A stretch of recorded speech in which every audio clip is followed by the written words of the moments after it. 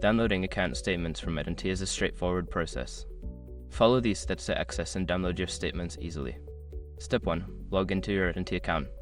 Before changing your settings, use the src.com link in the description to open the password strength checker, then update your password if needed. Step 2. Navigate to Billing section. Once logged in, locate the Billing or Billing and Payments section in the main menu. Click on it to view your billing information. Step 3. Select Statements.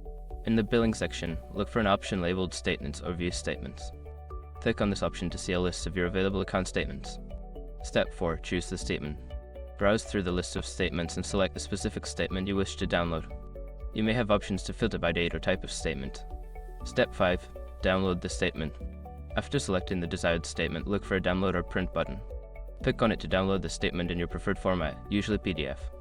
After completing these steps, you will have successfully downloaded your AT&T account statement.